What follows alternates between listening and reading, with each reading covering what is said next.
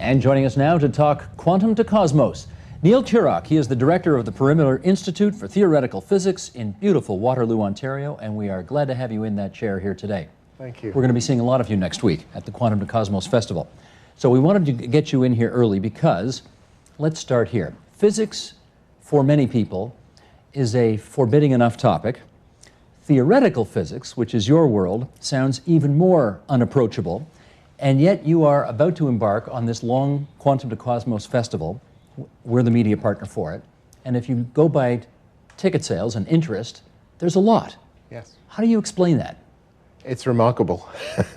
I know that, but how do you explain it? I find it fantastic that people are so excited about our field and about the ideas we're exploring in our field.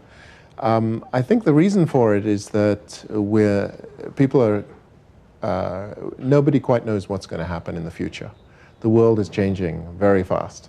New technologies, new challenges. Our best hope for dealing with the future is scientific and technological. And so everybody is anxious to know, what new discoveries are going to be made, which are going to help us deal with the future. Mm-hmm. The festival is called Quantum to Cosmos. I think most of us get what the cosmos are. Yes. What's the quantum?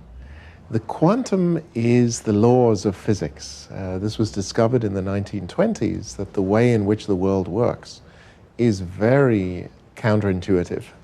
The world we're familiar with, of objects which are real and sit in one place or another, is not the real world.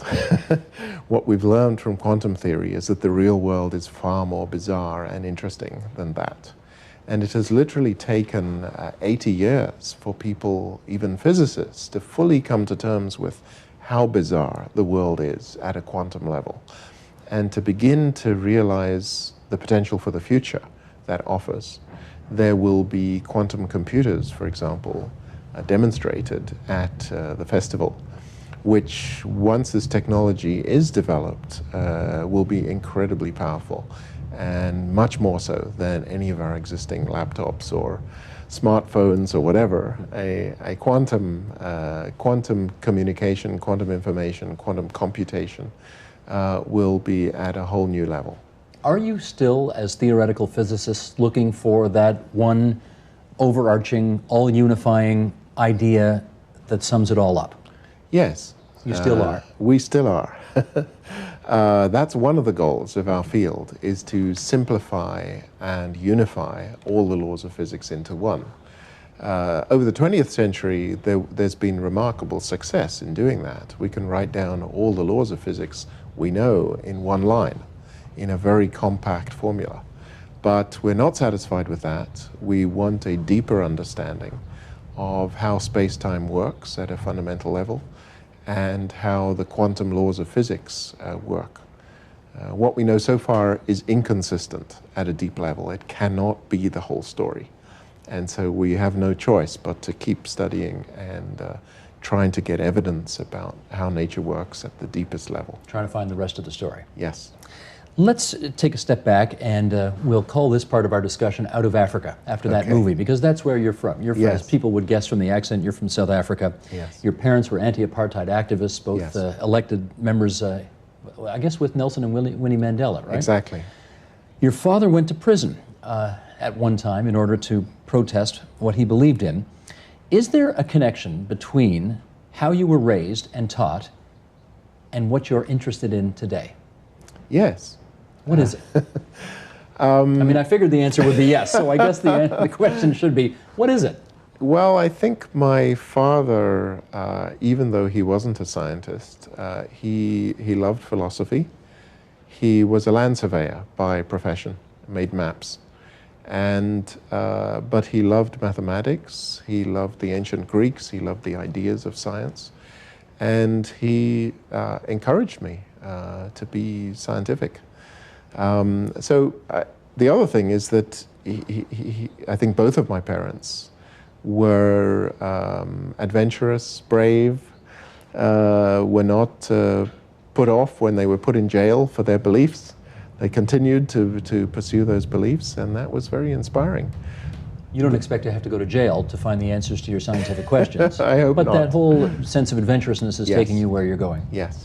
Let me follow up on that then. When you were 6, I gather, the story goes, you were very close to your grandmother, Yes. who was a Christian scientist. That's right. And she, I guess, introduced to you and inculcated in you a belief in God, Yes. which you embraced at the time, and I gather had to defend against other siblings who perhaps were not there with you. Yes.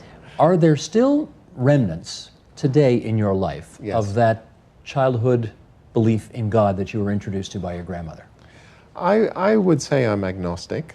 As a scientist, one is trained to be skeptical and not to believe things unless they're proven beyond all doubt.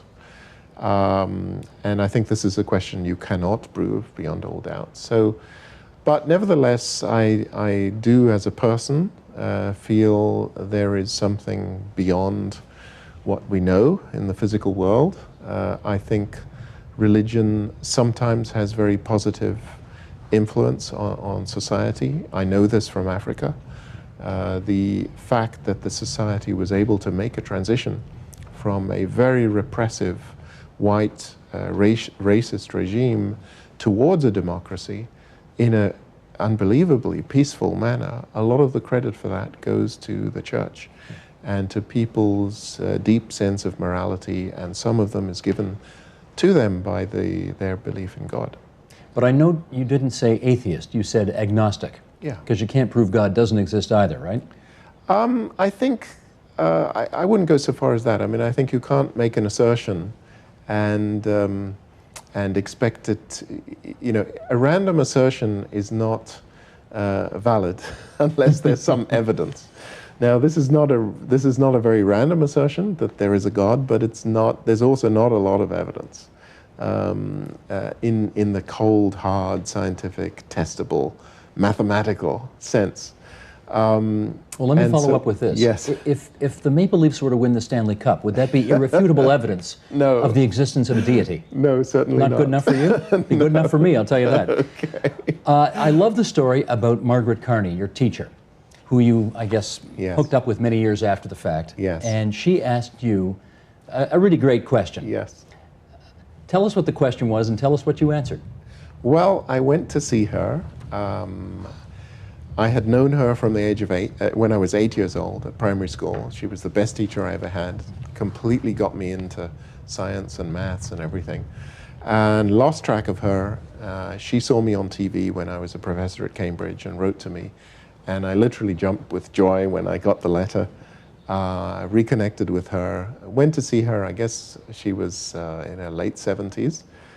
And I was trying to explain to her what I work on, understanding the laws of physics, the cosmos, what happened at the beginning of the universe. And she just waved it all away. And she said, I'll ask you the same question I ask, in a strong Scottish accent. I'll ask you the same question I ask when I go to every public lecture on astronomy and cosmology. What banged? That's a good one. And it just cuts right to the heart of the matter. What banged? Yeah. What'd you tell her? I said, that's exactly what I'm working on. You want to know too. I want to know. You any closer today than you were when you started looking? Absolutely. You are. What can you Yes. tell us? There have been, well, first of all, astonishing observations. 20 years ago, there was almost nothing we knew about the universe with any precision. We didn't know how fast it was expanding to within a factor of 2. Now we have a wealth of observations. I mean, it's our generation that's been the lucky one, which has mapped the entire visible universe. We can see the whole universe thanks to modern astronomy. And so we know a lot about the universe. Simultaneously with that, theoretical techniques have developed extraordinary new power. Einstein's theory of relativity governs expansion of the universe. The new thing is, through superstring theory and related developments, we now have ways to connect it to quantum theory, the other laws of physics. So understanding how quantum theory links with gravity will, initially the motivation was to study black holes. This was Stephen Hawking's work. He linked the two for the first time to understand how black holes radiate away. The new development is that we can use this to understand the Big Bang, which again is obviously the most violent event in the universe's history. One of the most surprising developments is that the same techniques are now being used to study new materials in solid-state physics, because it turns out these mathematical techniques have a range of applications, including understanding how quantum theories behave in real materials. And so physics is a unified whole. Is that something for which you can give an example so we can understand it better? Well, superconductors. So superconductivity, I guess, was discovered when people cooled things sufficiently low temperature, and they suddenly discovered resistance went away. You can have an electric current, but no heat given off. The current continue forever. But it was the discoveries in basic physics that showed why that happened in quantum theory, that explained why this electric current could run forever. And now this technology underlies many very useful devices which are used, the most sensitive detectors of magnetic fields, for example, and used in a range of technological applications. These are made using superconductors. Another example is the transistor itself, understanding how electrons travel through a material led to insights which allowed John Bardeen to design transistors. And now these are at the basis of semiconductors and chips and all of that technology, almost everything. We've all heard of Stephen Hawking. You know him.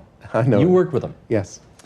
You were in Cambridge with him. Yes. And I want to, let's play a clip from a conference. Here's a video announcing his retirement from the chair that he had at Cambridge. Then I'm going to ask you a question coming out of this. Roll tape, please.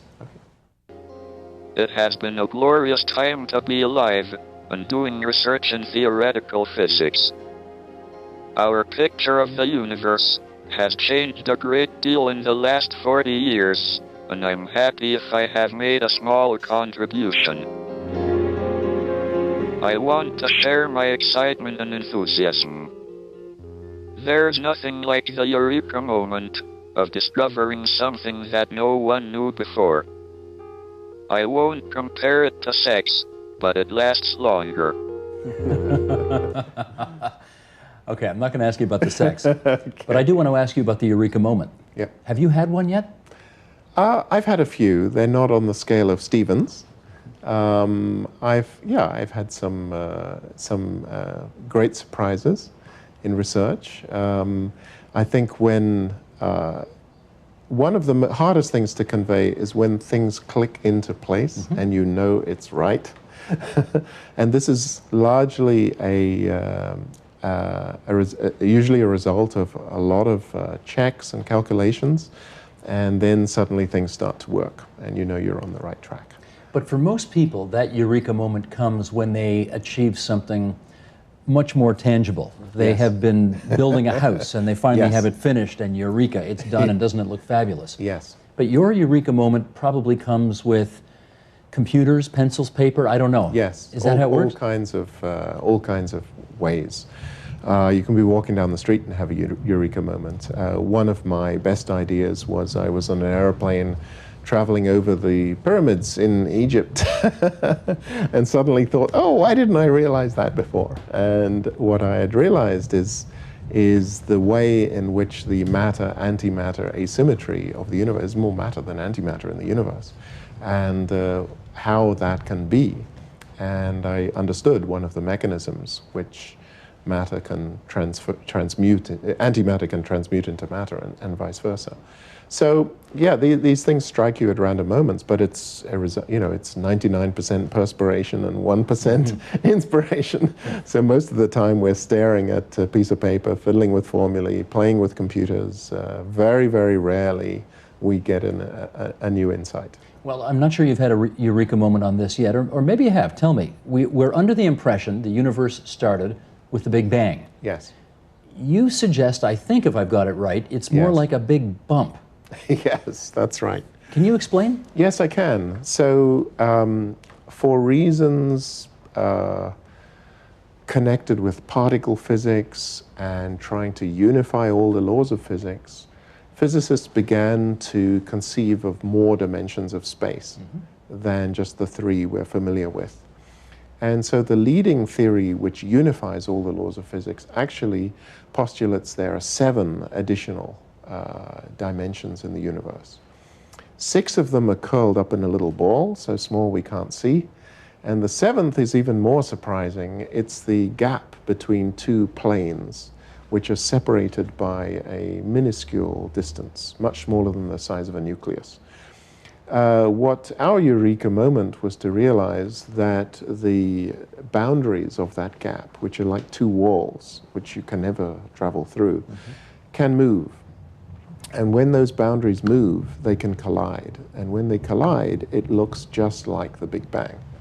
So here was a very concrete mathematical model which had a chance of explaining exactly what happened at the Bang.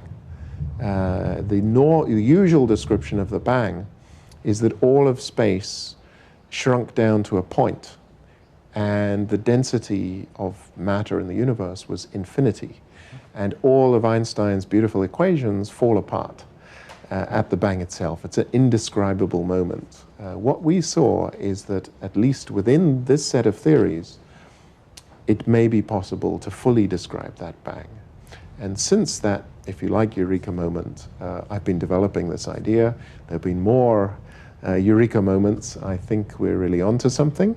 We're still developing the mathematical machinery of it. We've understood what the predictions are. So that's a key thing. Can you actually make a consistent mathematical theory, and then will it predict things you can test with experiment? And that's happened. We know what the predictions are.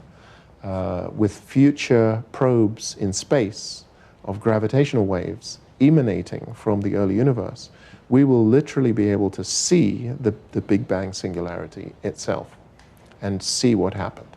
So it's a very exciting field. 10 years ago, people would have told you there is no existing theory to even approach the question of the Bang. Now that's different. There's a whole machinery. We're arguing over the details, but everyone will agree there are now ways to approach that question. Do you and Stephen Hawking have a bet on something related to this? Yes, we do. What's the bet? Well, Stephen has a favorite theory called inflation, named after the economic inflation, but which is the idea that the universe expanded very violently and dramatically soon after it was created. The creation event he has trouble describing, but he's in favor of this theory. And this theory predicts the universe should be full of gravitational waves produced during this violent period of expansion. So these are detectable, and the satellite currently in space should be able to detect the gravitational waves produced in the simplest version of the model he likes. So I came up with this other theory with my colleagues to do with the big bump. And the main difference is that our theory does not predict gravitational waves. It predicts that when you look for them, they will not be there to the same extent as Stephen's favorite model. So Stephen bet me that this satellite, which has just gone up this year, will find the gravitational waves. I accepted the bet. I said, I'll take it for any amount you care to mention at even odds. So far he's not named the amount. He's due to go into space. He's undergone a weightlessness flight in an airplane. Is his health well enough to do this? Yeah, no, he was free floating. There are wonderful pictures on the internet of Stephen free floating in space. But he's due to go into space in about 2 years' time, and I said, if I win, I go into space. But he wouldn't agree to that. Okay. But he has said we will definitely have a bet about something. We've got about 4 minutes left, and I want to tackle 2 more things with you. We've got, of course, the Quantum to Cosmos Festival coming up in Waterloo from the 17th to the 25th of October, and we're the media partners, and we're doing this program live 5 nights a week, starting the 19th of October there in Waterloo. We're pretty excited about that. Obviously, there is interest in science, but tell us this. because we do hear this frequently from educators, people associated with education. What do you think our schools could be doing better to imbue students with a curiosity about science that too many of them appear not to have right now? Science is all about discovery, and I think kids exploring things for themselves. One of my own formative experiences was watching antlions, little larvae in the ground in Africa. Kids need to explore and discover, and the thrill of finding something out for yourself. And I think too much of the school curriculum is exams and tests and learning stuff which is already known. There's not enough sense that it's all out there waiting to be discovered. And so I hope if the festival does one thing, it'll encourage kids to realize there are big questions we still haven't answered. And you could get into this, and you could join in this amazing adventure. So more focus on the wonder. Absolutely, and discovery. You also, I saw, gave a talk at those very well-known TED conferences, Yeah. in which you speculated that the next Einstein of this world, despite what everybody would think would be an impossible eventuality, could come out of Africa. Yes. How do you see that happening? Well, Africa is the largest untapped pool of human talent in the world. Young people growing up in Africa do not have the same educational and other opportunities that kids do in the rest of the world. They're struggling every day to survive, to keep their families alive. What I know from my experience, and I was a teacher in Lesotho after my secondary school before going to university. And I know this from my other experiences in Africa. There are many brilliant people there. They need a chance. Once they're given a chance, they will surprise us all. And I see no reason why the next Einstein should not be an African. Give them a chance means what, though? Because clearly there's not enough infrastructure in place there right now. You wouldn't think for that to happen. Yes, there are 700 universities in Africa, but most of them are very run down. They have not been supported well by their governments. They're isolated from the global community, and the internet doesn't work well. But so what you have to do is to create centers which are centers of excellence, which provide great training to talented people. And these centers will then drive the quality of the system. When people recognize the centers are generating outstanding graduates who are making an impact in society, that will encourage their governments to invest in more such centers. And you will hopefully generate enthusiasm and energy for the whole educational system, whereby the young people, young Africans eventually will be the ones to fix Africa. Last minute, last question. Give us one concept which is essential to what you and your colleagues at the Perimeter Institute are doing that ought to be properly understood by most people who consider themselves to be well informed about our world. Maybe the one concept I would choose is the vacuum. We normally think of a vacuum as empty, nothing. What we've discovered through quantum physics is that the vacuum is far from empty. It contains virtual entities. Every kind of thing which can exist in the world, particles, radiation, fields, light, all of these things exist in the vacuum. It is a violent and perpetually moving entity. We've known this in physics for a long time. We've begun to understand the properties of the vacuum. They determine, for example, the mass of particles, the proton and the neutron, determined by the structure of the vacuum.